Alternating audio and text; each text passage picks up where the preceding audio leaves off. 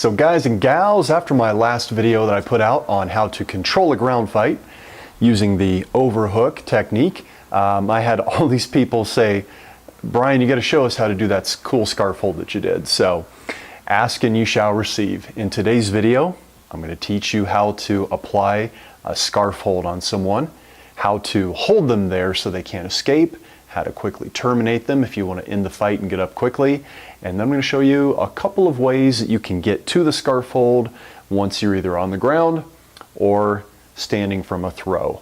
And then I'm going to do you one better, because coming out in about a week, I'm going to do a part 2 where I actually show you how to do all of those really awesome submission holds, which would be for sport. And in a real fight, they would be joint wrenches that you can use. And that's going to be a cool video. So that'll be coming out somewhere around next week.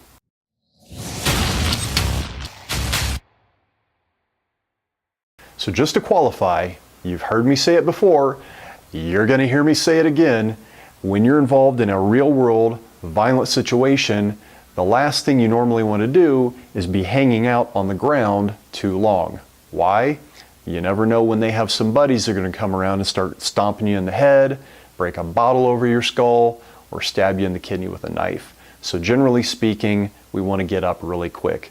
The awesome thing about a scarf hold is it's very versatile. You could throw someone on the ground and terminate them very quickly from a scarf hold.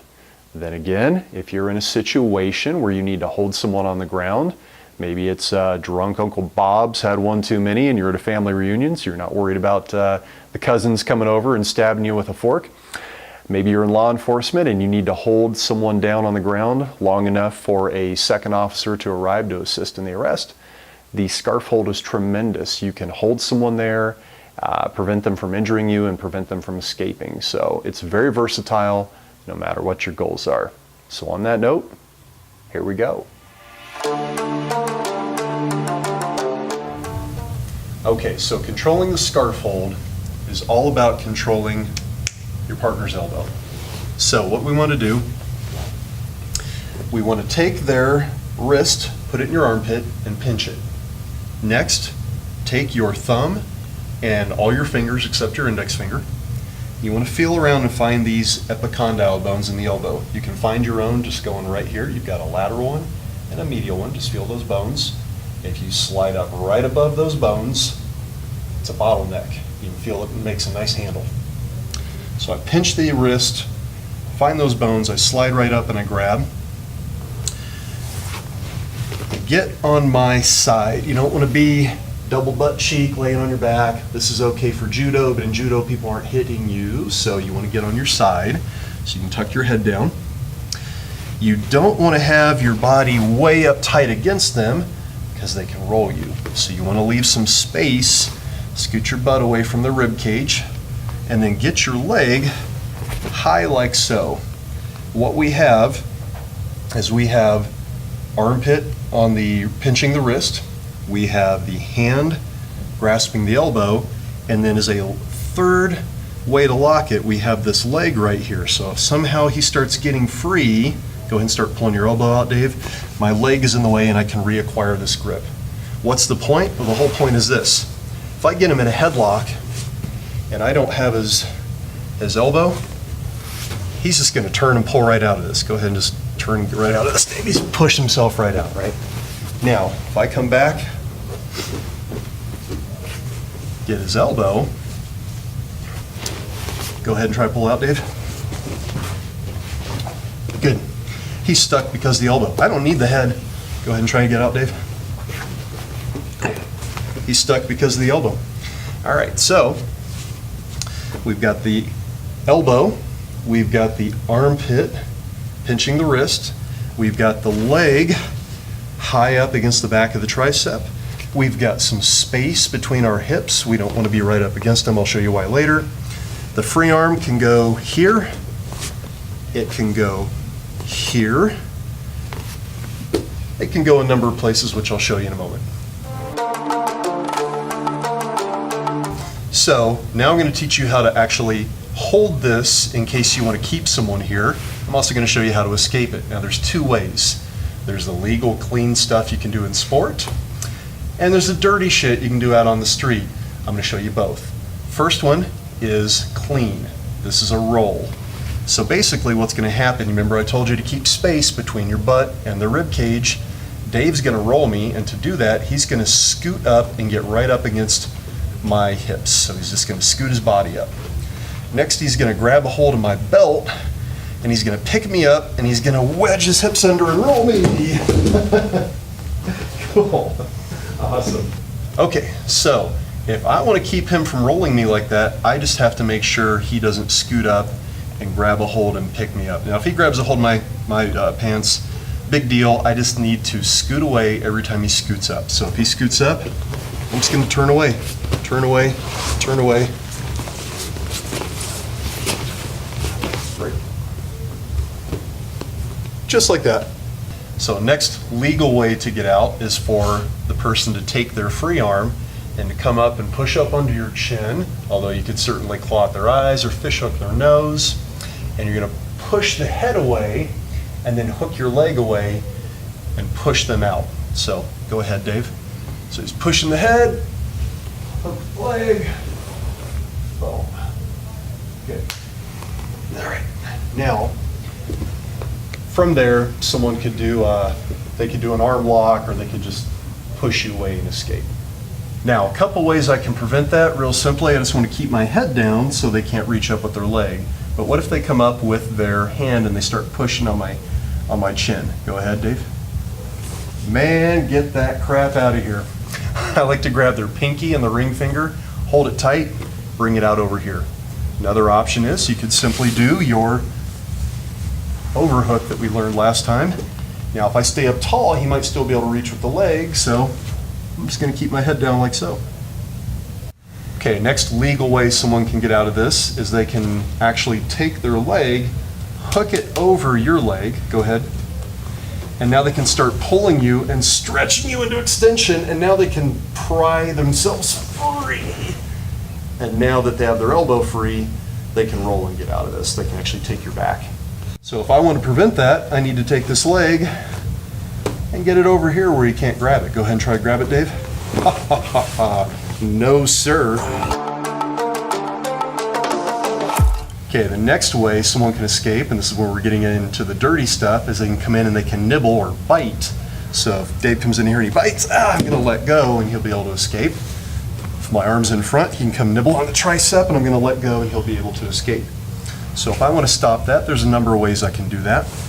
One, I can take my elbow and just push his head away like that, which will make it very difficult for him to get to. Another one, we can go back to our trusty overhook. So if we happen to get this overhook here, this will usually prevent him from being able to bite. Go ahead and try and bite. I don't think so. And finally, if someone is biting you, you can just knock them out. Just quickly terminate. Boom, boom, boom. Mic drop. Out. Second way you can escape is, of course, to use some other dirty tactics like hitting. Go ahead and give me some hits, Dave. Boom. Okay, that sucks. Reaching up and clawing at the eyes. It sucks. Cool.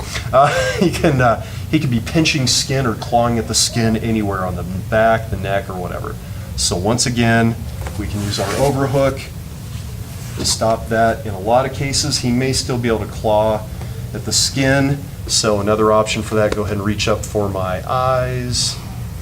I'm going to grab these fingers and grab them hard and hold them over there. And of course, obviously, you know what? Go ahead and reach up for my eyes.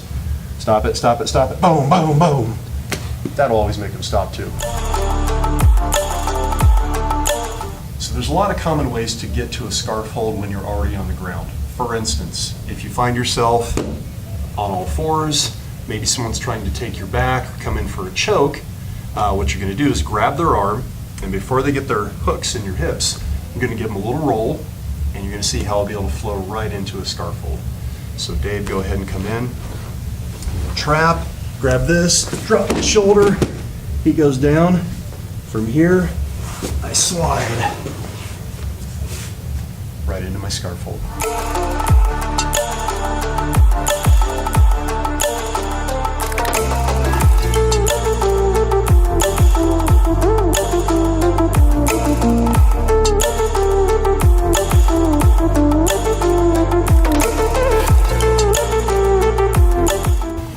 common position you can find yourself either standing or on the ground is your classic head and elbow.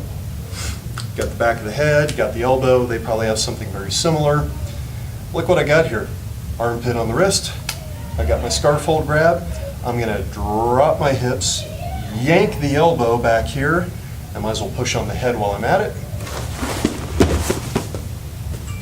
Right into our scarf hold. Okay, so there's a lot of different throws that you can use that will wind up with a scarf hold being immediately available. Most throws you'll usually have to transition, doing something like an overhook and then sliding into the scarf hold. So I'm going to show you one throw that tends to work really well for going right into the scarf hold first. That is a arm/chin leg reap throw. I'm actually going to do a very kind of mild, gentle version of this because normally the throw is far more violent, but you'll get the idea. So we're here. There's my hold. Push the chin. Boom. Right into my scarf hold.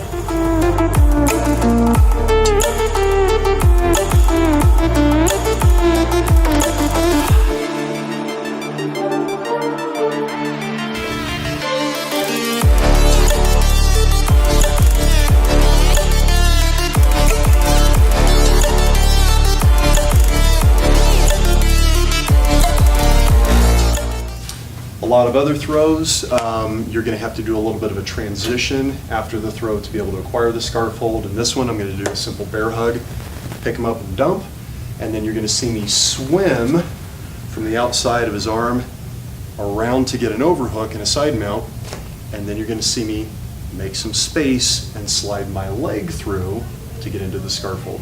Here we go.